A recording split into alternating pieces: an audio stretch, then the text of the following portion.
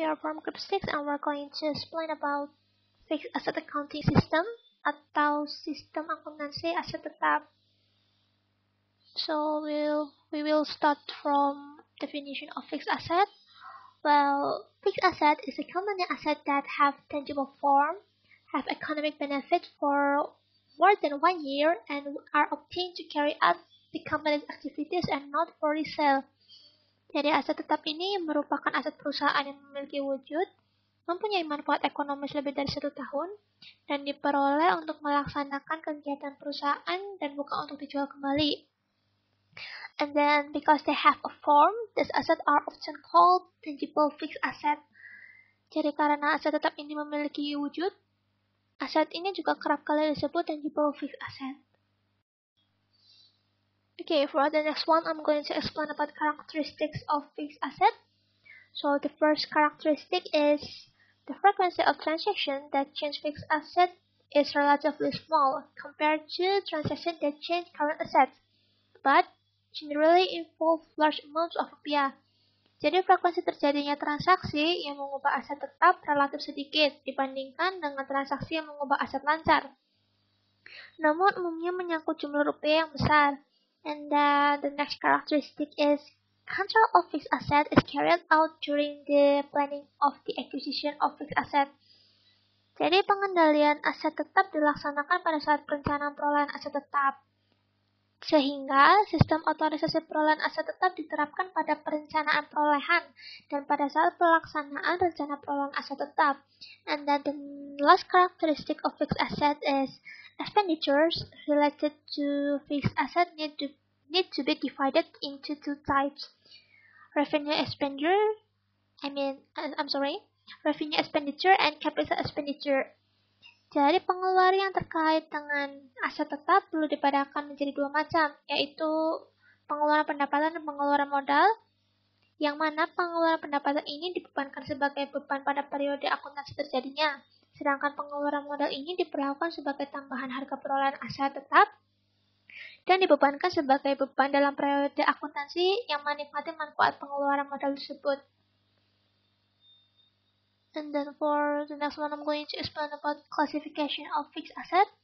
Well, apparently, fixed asset in manufacturing companies are classified as follows. First, land improvement atau tanah dan perbaikan tanah. And then the second one is building and building improvement atau gedung dan perbaikan gedung. And then there's machinery and factory equipment atau mesin dan peralatan pabrik. And then there's furniture atau mebel. And the last one is vehicles atau kendaraan. Okay, so for the next material is transaction that change fixed asset.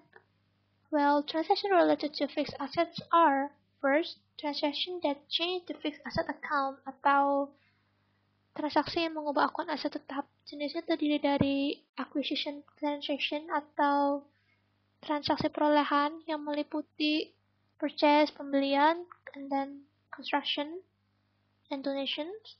And then there is capital expenditures atau pengeluaran modal. And then there is revaluation atau revaluasi. And then there is exchange atau pertukaran, discontinuation of use atau penghentian pemakaian, and then sales atau penjualan.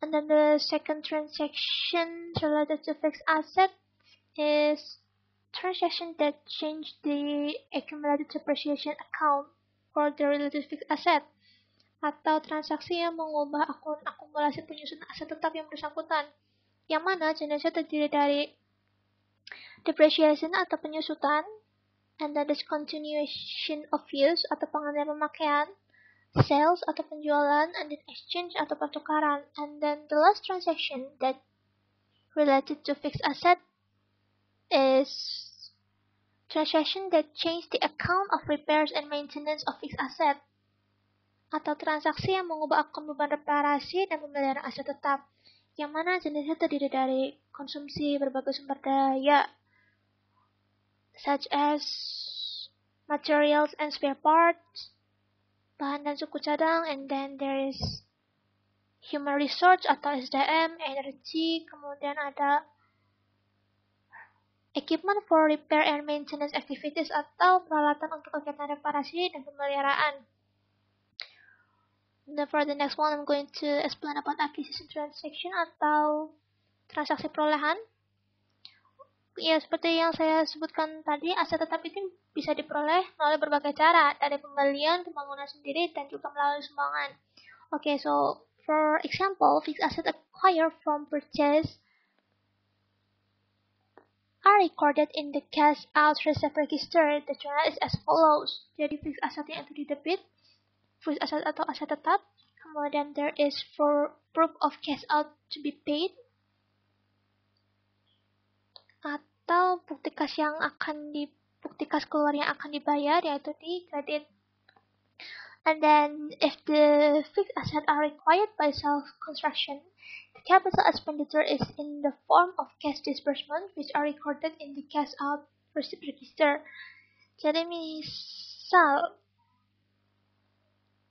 aset tetap ini diperoleh dengan pembangunan sendiri, pengeluaran modal berupa pengeluaran kas yang dicatat dalam register bukti kas keluar, maka jurnalnya sebagai berikut. Debitnya adalah fixed asset under construction atau aset tetap dalam konstruksi, dan kemudian karena pengeluaran modalnya adalah dalam bentuk register bukti kas keluar, maka akun untuk yang dikreditkan adalah proof of cash out to be paid atau bukti kas keluar yang akan dibayar. Kemudian, the cost of fixed asset that has been complete is recorded.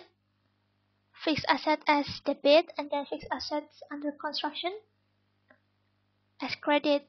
Jadi kalau misalkan fixed asset yang ini sudah selesai dibangun, maka aset tetap ini didebitkan, sementara aset tetap dalam konstruksinya ini dikreditkan. And then if the fixed assets are if the fixed assets are acquired from donations, then the cost of the fixed asset is recorded. Fixed asset as debit and donated capital atau modal sumbangan as credit. And then I'm going to explain about capital expenditure transaction. Well, since the benefit of the capital expenditure is more than 1 year, it is recorded as an additional cost of the fixed asset and is depreciated in the years that benefit from the capital expenditure. Jadi karena manfaat pengeluaran modal ini lebih dari 1 tahun, maka dicatat sebagai tambahan harga pokok aset tetap tersebut dan disusutkan dalam tahun-tahun yang menikmati manfaat pengeluaran modal tersebut. And then to record capital expenditures in the form of cash disbursement, kayak sebenarnya jurnalnya sama kayak tadi, yaitu fixed asset, kemudian fixed asset di debit, kemudian proof of cash out to be paid dikreditkan. And then to record capital expenditure in the form of use of inventories, distribution of labor load, and imposition of factory overhead costs, jurnalnya adalah sebagai berikut. Jadi fixed asset under construction didebitkan, kemudian ada spare parts inventory, salaries and wages atau gaji dan upah, kemudian biaya overhead pabrik yang dibebankan sebagai akun yang dikreditkan. And then there is fixed asset depreciation transaction. Well, periodically, the cost of fixed asset is allocated to accounting periods that enjoy the benefits of fixed asset. This allocation is called depreciation of fixed asset. Jadi secara periodik, harga pokok aset tetap ini dialokasikan ke dalam periode akuntansi yang menikmati manfaat aset tetap. Alokasi ini disebut penyusutan aset tetap, dan untuk transaksi penyusutan aset tetap apabila dicatat dalam jurnal umum bisa dilihat sebagai berikut. Beban overhead pabrik sesungguhnya, kemudian beban administrasi dan umum, kemudian beban pemasaran sebagai akun debit, kemudian akun kreditnya adalah accumulated depreciation of fixed asset atau akumulasi penyusutan aset tetap. And then for the next one, I'm going to explain about transaction for termination of use of fixed asset. So, jadi jika berdasarkan pertimbangan teknis atau ekonomis, suatu aset tetap tidak layak untuk diteruskan pemakaiannya, manajemen itu dapat memutuskan untuk menghentikan pemakaian aset tetap tersebut. Well, since fixed assets have an accumulated depreciation account, which is an appraisal account, discontinuation of the fixed asset is recorded in the fixed asset account and the corresponding accumulated depreciation account. Jadi karena aset tetap ini memiliki akun akumulasi penyusutan yang merupakan akun penilai, maka penghentian pemakaian aset tetap dicatat dalam akun aset tetap dan akun akumulasi penyusutan aset tetap yang bersangkutan.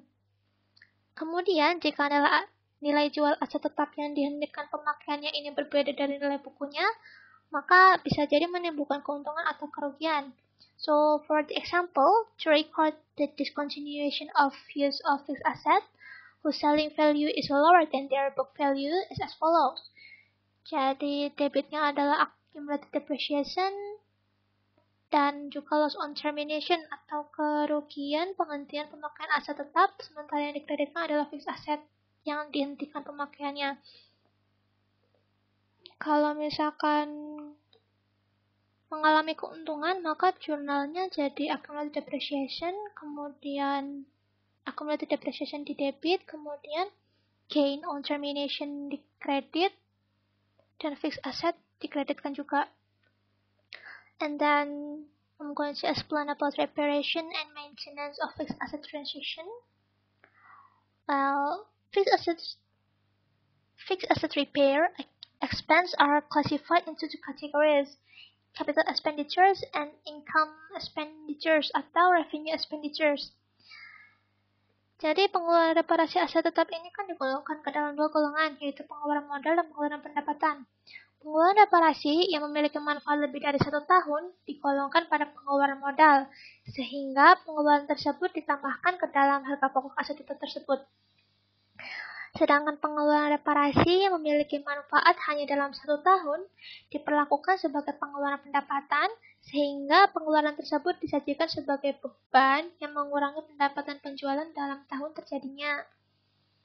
So, for example, to record repairs and maintenance expense, and then they are recorded as income expense, and in the form of use of supplies and distribution of labor expense, the journal is such as follow.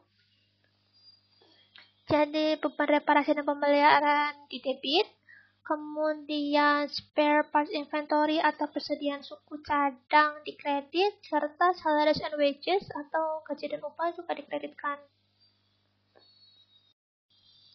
Okay, so in this organizational structure, we can see there is a part that called bagian aset tetap atau fixed asset section, which is responsible for managing fixed asset.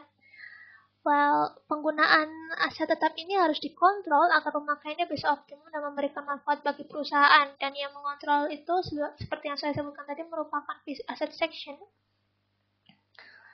Nah, fixed asset section atau fixed asset division ini memiliki kewenangan antara lain, first, placing fixed asset in the hands of the fixed asset user function, atau menempatkan aset tetap di tangan fungsi pemakai aset tetap. And then the second authority is to authorize the transfer of fixed asset, atau memberikan otorisasi pemindahan aset tetap. And then the third one is provide authorization to discontinue use of fixed asset, atau memberikan otorisasi penghentian pemakaian aset tetap. And then the last one is authorize delivery of fixed asset to outside parties for repair purpose, atau memberikan otorisasi pengiriman aset tetap kepada pihak luar untuk keperluan reparasi. Okay, so next I'm going to explain about code structure atau struktur kode aset tetap. Jadi jika perusahaan memiliki berbagai jenis aset tetap di berbagai lokasi, untuk memudahkan identifikasi aset tetap diperlukan kode yang mampu memberikan informasi lengkap mengenai aset tetap. Di antara informasi penting yang perlu dicerminkan dalam kode aset tetap adalah 1. Golongan aset tetap atau fixed asset class, kemudian jenis aset tetap atau types of fixed asset, and then the third one is acquisition year atau tahun perolehan, kemudian fungsi atau function, and then lokasi atau location, kemudian yang terakhir adalah portability. So, and then I'm going to explain about fixed asset class atau golongan aset tetap, yang mana bisa digolongkan menjadi 9. The first one is land and land improvement atau tanah dan perbaikan tanah. Kemudian yang kedua adalah building and building improvement atau gedung dan perbaikan gedung. Kemudian yang ketiga adalah machinery and factory equipment atau mesin dan peralatan pabrik. And then the fourth is office machine and equipment atau mesin dan peralatan kantor. Kemudian the fifth one is furniture atau mebel. Kemudian yang keenam adalah land vehicles atau kendaraan darat. Yang ketujuh adalah water vehicles atau kendaraan air. Then the eighth one is air vehicles atau kendaraan udara. And the last one is other fixed asset atau aset tetap lain. And then I'm going to explain about types of fixed asset. Jadi tiap golongan aset tetap ini dapat dirinci lebih lanjut. Masing-masingnya itu bisa sampai dengan 99 jenis. Kemudian untuk contohnya, mesin dan peralatan kantor dapat dirinci menjadi jenis aset tetap sebagai berikut. Satu itu manual typewriter atau mesin ketik manual. Kemudian yang kedua adalah electronic typewriters atau mesin ketik elektronik. Kemudian yang ketiga adalah paper cutting machine atau mesin potong kertas. Yang keempat adalah shredder atau mesin penghancur kertas. Kemudian ada yang nomor 5 adalah copier atau mesin fotokopi. Yang keenam adalah computer printing machine atau mesin cetak komputer dan lain-lain. And then acquisition year atau tahun perolehan. Jadi the year of acquisition of fixed asset is taken from the last 2 digits and is included in the fixed asset code. So, for example, the copier was obtained in 1992, and then in the code of fixed asset, it is dated as 92. Jadi, tahun perolehan aset tetap ini diambil dari 2 angka terakhir dan dicantumkan dalam kode aset tetap. Ini misalnya, mesin fotokopinya itu diperoleh pada tahun 1992, maka kode aset tetapnya itu dicantumkan 92 aja. And then function. Well, dalam perusahaan manufaktur ada 3 fungsi pokok sehingga kode fungsi disusun sebagai berikut. Nomor 1 itu produksi, nomor 2 itu administrasi dan umum, nomor 3 itu marketing atau pemasaran. And then location, that is can be detailed as follows. Digit pertama itu area atau daerah. The second digit is building atau bangunan. The third and fourth digit is floor atau lantai. The fifth and sixth digit is number of room atau nomor kamar. Kemudian portability. Jadi portability ini digolongkan menurut kemudahan aset tetap dipindahkan. Jadi yang nomor 1 itu portable atau bisa dibawa tangan manusia. Yang kedua itu movable atau dapat dipindahkan dengan bantuan peralatan, dan yang ketiga adalah fixtures. Okay, so for example, there's a copier and its code is 405-923-420-806, 2 fotokopi. Maka artinya 405 ini merupakan mesin dan peralatan kantor dengan jenis fotokopi, dan 92 ini merupakan tahun perolehannya yaitu 1992. Yang tiganya ini merupakan fungsi pemasaran.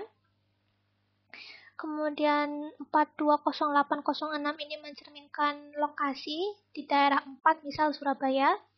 Kemudian gedung 2, lantai 8, dan kamar 6. Kemudian 2 ini mencerminkan portability yaitu movable atau dapat dipindahkan dengan bantuan peralatan. Fotokopi ini merupakan alatnya. And then next I'm going to explain about documents. So documents used to record transaction data that change the cost of fixed assets and the accumulated depreciation of the related fixed asset. Jadi dokumen ini digunakan untuk merekam data transaksi yang merubah harga pokok aset tetap dan akumulasi penyusutan aset tetap. So the first document is expenditure authorization request atau surat permintaan otorisasi investasi that is used to request approval for the implementation of investment in fixed asset whose feasibility has been examined and permitted. Jadi expenditure authorization request ini atau SPOI ini digunakan untuk meminta persetujuan pelaksanaan investasi dalam aset tetap yang telah diteliti kelayakannya dan diizinkan. And then the second one is authorization for repair atau surat permintaan reparasi that serve as an order to perform repairs yang mana berfungsi sebagai perintah dilakukannya reparasi. And then the third one is fixed asset transfer request letter atau surat permintaan transfer aset tetap that serve as a request and authorization for fixed asset transfers yang mana berfungsi sebagai permintaan dan pemberian otorisasi transfer aset tetap. And then the fourth one is letter of request for termination of use of fixed asset atau surat permintaan penghentian pemakaian aset tetap that serve as a request and authorization to stop the use of fixed asset yang mana berfungsi sebagai permintaan dan pemberian otorisasi penghentian pemakaian aset tetap. And then the fifth one is work order atau surat perintah kerja that serve as an order to carry out certain work regarding fixed asset and as a record that is used to collect the cost of making fixed asset yang mana berfungsi sebagai perintah dilaksanakannya pekerjaan tertentu mengenai aset tetap dan sebagai catatan yang dipakai untuk mengumpulkan biaya pembuatan aset tetap. And then the sixth one is purchase order advance atau surat order pembelian that issued by the purchasing function which is a letter to order fixed assets to suppliers yang mana diterbitkan oleh fungsi pembelian dan merupakan surat untuk memesan aset tetap kepada pemasok. And then the seventh is goods receipt report atau laporan penerimaan barang.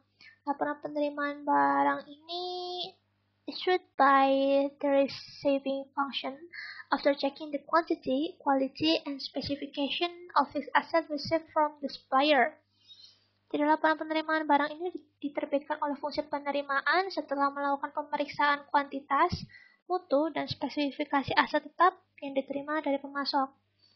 And then the eighth one is invoice from suppliers atau faktur dari pemasok. That is receivables from supplier for purchase fixed asset, yang mana merupakan tagihan dari pemasok untuk aset tetap yang dibeli. And then there is proof of cash out atau bukti kas keluar. Well, cash disbursement orders created by the accounting function after document requesting investment authorization, purchase order letters, good receipt reports, and invoice from suppliers are received and checked. Jadi bukti kas keluar ini merupakan perintah pengeluaran kas yang dibuat oleh fungsi akuntansi setelah dokumen surat permintaan otorisasi investasi, surat order pembelian, laporan penerimaan barang, dan faktur dari pemasok diterima serta diperiksa.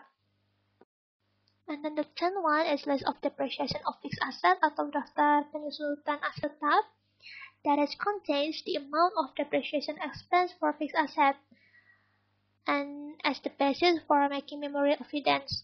Jadi list of depreciation of fixed asset ini berisi jumlah beban penyusutan aset tetap dan sebagai dasar untuk pembuatan bukti memorial. And then the last one is memorial evidence atau bukti memorial. Well, it's a source document for recording fixed asset depreciation transactions and then cost of fixed asset that have been complete and then the discontinuation of use of fixed asset and capital expenditures.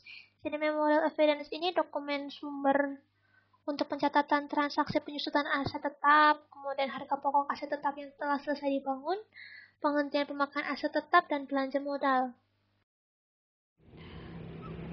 Okay, now I will explain about documents that are used to record the transaction that change the cost of fixed asset and accumulated depreciation of related fixed asset. There are 11 documents that are used. The first one is expenditure authorization request or authorization for expenditure, and the second is authorization for repair, and the third is authorization for transfer of fixed assets, and the fourth is authorization for discontinuation of use of fixed assets, and the fifth is work order, and the sixth is purchase order, and the seventh is goods received report, and the eighth is invoice from supplier, and the ninth is case out evidence atau bukti kas keluar, and the 10th is list of depreciation of fixed asset, and the last one is memorial evidence atau bukti memorial. For expenditure authorization request or authorization for expenditure atau dalam bahasa Indonesia yang artinya surat permintaan otorisasi investasi, merupakan dokumen yang digunakan untuk meminta persetujuan pelaksanaan investasi dalam aset tetap yang diisi oleh fungsi yang mengusulkan perolehan aset tetap dan kemudian akan diotorisasi oleh direktur fungsi yang bersangkutan yang kemudian akan dimintakan persetujuan dari direktur utama. Jadi sebelum dilakukan investasi, akan dilakukan perencanaan pengeluaran investasi yang dimulai dengan diajukannya usulan investasi kepada manajemen puncak. Kemudian melalui staf direksi, usulan tersebut akan diteliti kelayakannya secara teknis dan ekonomis. Kemudian hasil studi kelayakan akan dituangkan dalam laporan studi kelayakan yang akan digunakan untuk menyusun anggaran investasi. Lalu kemudian anggaran investasi tersebut akan diotorisasi oleh rapat umum pemegang saham. Dan kemudian untuk melakukan investasi tersebut, maka departemen yang bersangkutan akan mengeluarkan dokumen surat permintaan otorisasi investasi. And the second is authorization for repair atau surat permintaan reparasi yang merupakan dokumen yang berfungsi sebagai surat dilakukannya reparasi yang merupakan bentuk pengeluaran modal. And the third is authorization for transfer of fixed asset atau surat permintaan transfer aset tetap berfungsi sebagai permintaan dan pemberian otorisasi transfer aset tetap. Jadi transfer aset tetap ini biasanya dilakukan antara departemen satu ke departemen yang lainnya. Kemudian ada authorization for discontinuation of use of fixed asset atau surat permintaan penghentian pemakaian aset tetap. Dokumen ini berfungsi sebagai permintaan dan pemberian otorisasi penghentian pemakaian aset tetap. Kemudian ada work order atau surat perintah kerja yang memiliki dua buah fungsi. Yang pertama, berfungsi sebagai perintah dilaksanakannya pekerjaan tertentu mengenai aset tetap, dan yang kedua sebagai catatan yang dipakai untuk mengumpulkan biaya pembuatan aset tetap. Dokumen ini juga digunakan sebagai perintah kerja pemasangan aset tetap yang dibeli atau pembongkaran aset tetap yang dihentikan pemakaiannya. Kemudian ada purchase order atau surat order pembelian yang diterbitkan oleh fungsi pembelian yang merupakan surat untuk memesan aset tetap kepada pemasok. Lalu apabila aset tetap pembeliannya melibatkan jumlah investasi yang besar, maka pemilihan pemasok biasanya dilakukan melalui proses tender terbuka. Kemudian ada goods received report atau laporan penerimaan barang. Laporan ini diterbitkan oleh fungsi penerimaan setelah fungsi ini melakukan pemeriksaan kuantitas, mutu, dan spesifikasi aset tetap yang diterima dari pemasok. Kemudian ada invoice from supplier atau faktur dari pemasok. Dokumen ini merupakan tagihan dari pemasok untuk aset tetap yang dibeli. Kemudian ada case out evidence atau bukti kas keluar yang merupakan perintah pengeluaran kas yang dibuat oleh fungsi akuntansi setelah dokumen surat permintaan otorisasi investasi, surat order pembelian, laporan penerimaan barang, dan faktur dari pemasok diterima dan diperiksa oleh fungsi akuntansi. Jadi setelah semuanya sesuai, maka fungsi akuntansi akan mengeluarkan dokumen ini sebagai bentuk pembayaran kepada pemasok. Kemudian ada list of depreciation of fixed asset atau daftar penyusutan aset tetap yang berisi sejumlah beban penyusutan aset tetap yang dibebankan dalam suatu periode akuntansi tertentu. Dokumen ini akan menjadi dasar untuk pembuatan bukti memorial untuk pencatatan beban penyusutan yang dibebankan dalam periode akuntansi tertentu. Kemudian yang terakhir ada memorial evidence atau bukti memorial yang digunakan sebagai dokumen sumber untuk pencatatan transaksi penyusutan aset tetap, harga pokok aset tetap yang telah selesai dibangun, penghentian pemakaian aset tetap, dan belanja modal. Untuk contoh-contoh dari dokumen di atas bisa dilihat di buku sistem akuntansi masing-masing. And the next is accounting records that used to record the transaction that change cost of fixed asset and the accumulated depreciation of fixed asset. There are 3 accounting records that used. The first one is fixed asset card atau kartu aset tetap, and the second is general journal atau jurnal umum, and the third is cash out receipt register atau register bukti kas keluar. Untuk fixed asset card atau kartu aset tetap sendiri merupakan buku pembantu aset tetap yang digunakan untuk mencatat secara rinci semua data yang terkait dengan aset tetap tertentu. Kemudian ada general journal atau jurnal umum yang digunakan untuk mencatat transaksi harga pokok aset tetap yang telah selesai dibangun, kemudian biaya-biaya untuk pemasangan dan pemukaran aset tetap, penghentian pemakaian aset tetap, dan yang terakhir penyusutan aset tetap. Dan yang terakhir, register bukti kas keluar atau cash out receipt register yang digunakan untuk mencatat transaksi pembelian aset tetap dan pengeluaran modal yang berupa pengeluaran kas. And the next topic is related functions atau fungsi yang bersangkutan dalam transaksi yang mengubah harga pokok aset tetap dan akumulasi penyusutan. There are 8 related functions. The first one is user function, and the second is research and development function, and the third is related director, and the fourth is president director, and the fifth is purchase function, and the sixth is reception function, and the seventh is fixed asset function, and the last one is accounting function.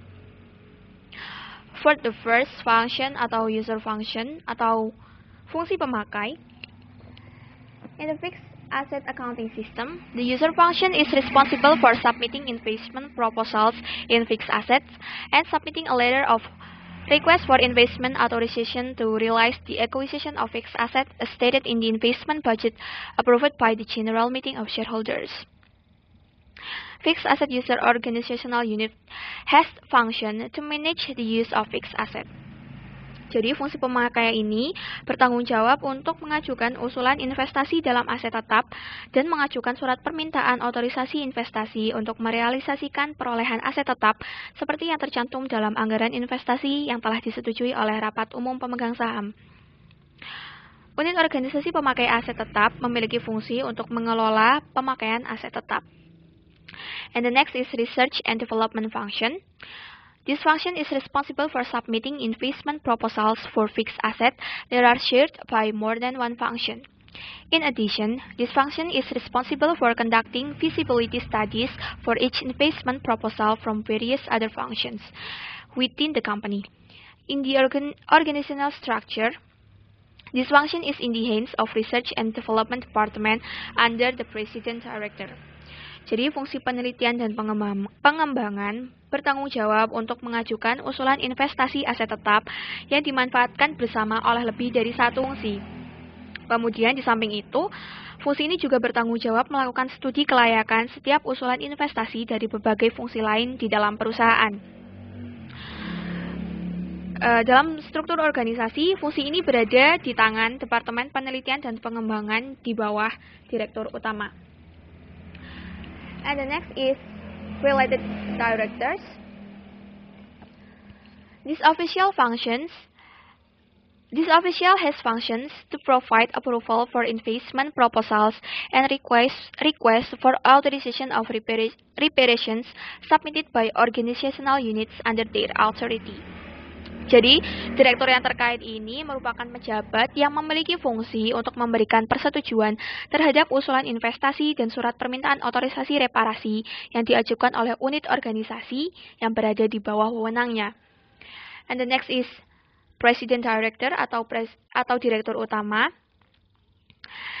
This officer gives authorization for all movements in fixed asset. This authorization is also included in the investment authorization request form and authorization for repair. Jadi direktur utama ini memiliki tanggung jawab untuk memberikan otorisasi terhadap semua mutasi aset tetap. Otorisasi ini dicantumkan dalam formulir surat permintaan otorisasi investasi dan surat permintaan otorisasi reparasi.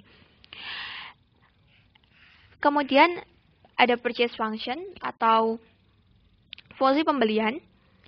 This function is responsible for selecting suppliers and issuing purchase order letter for the procurement of fixed asset. This function is in the hand of purchasing department.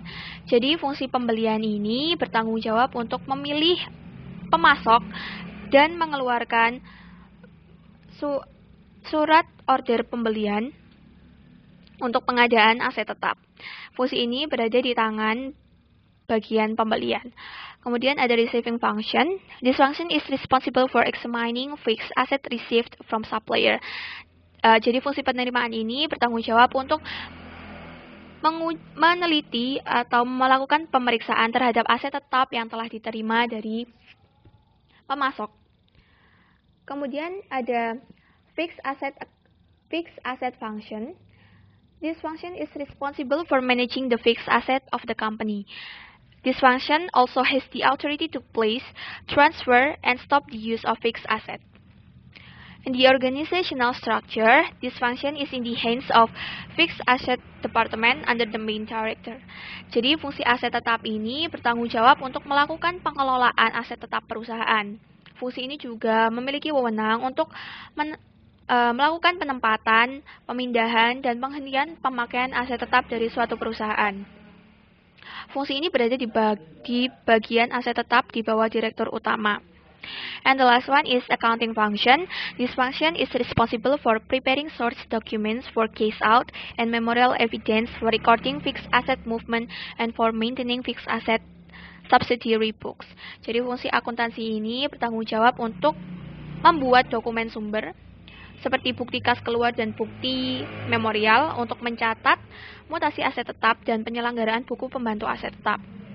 Fungsi akuntansi juga bertanggung jawab atas penyelenggaraan jurnal yang bersangkutan dengan aset tetap seperti register bukti kas keluar dan jurnal umum.